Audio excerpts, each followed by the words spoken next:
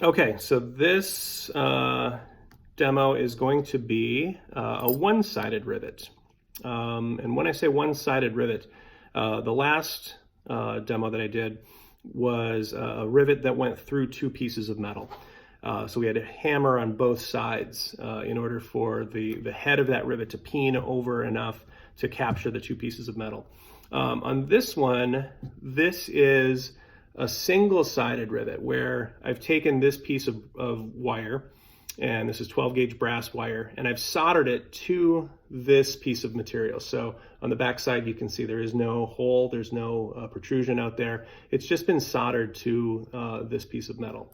So what I can do is I can now drill a corresponding hole here in this piece and slip that over the top and then rivet just on one side, and that will capture this piece of metal. But what I'm going to do is I'm actually going to add a spacer to this.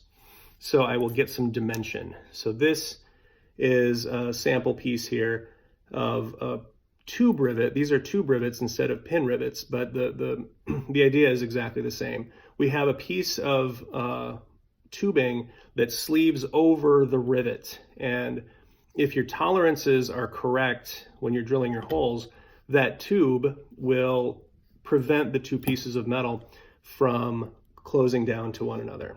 Okay, so that creates that space. It's a nice way to add some depth and dimension to a piece. So let me show you how that's done. So I've got my my single-sided rivet that's been soldered to the backer plate here.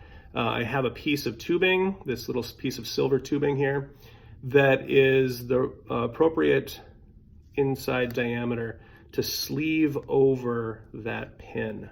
Okay. So there it is on the pin. And if I drill my hole correctly, there's a really nice tight tolerance in this hole here.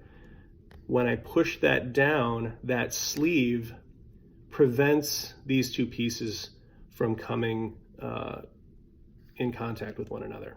Okay.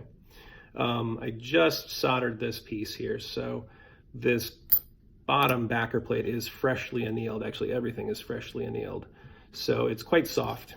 But I also put a texture on this surface. And one of the reasons to think about putting a texture on a surface like this is because if you start riveting the head of that pin and you miss, you may unintentionally leave marks in that surface. And if you have a texture in there already, it's going to camouflage any misses. So it might be worth considering that. Let's look at this though. You can see here's my assembly. I've got my spacer in there. The pin is far too long. Okay, so I need to remove some material here. And what I can do is I can just sandwich everything down, make sure they're nice and tight. Put this on my bench pin, and I'm just going to eyeball this. I want about a millimeter and a half, just like the simple rivet, protruding out. And I think I'm just going to try to cut all the way through this.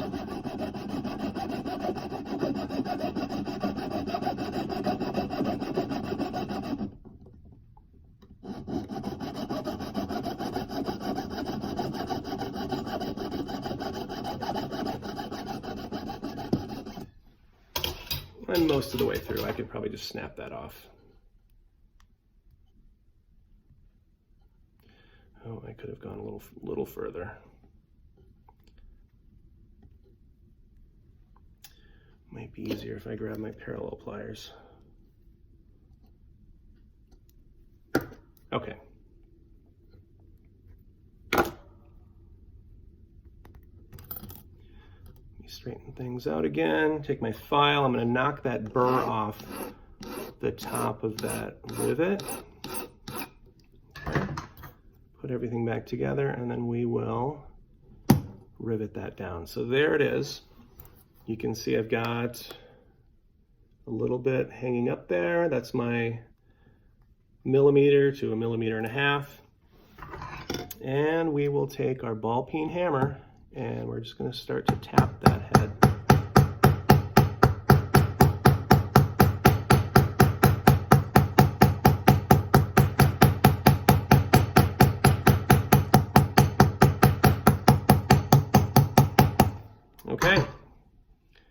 that's been locked down pretty nicely. You can see my spacer in there, and it is nice and tight. So there is a rivet with a spacer, single-sided, so we don't have, you can see where it's been, striking the anvil, but we don't have a rivet head on this side. So easy way to create single-sided rivets.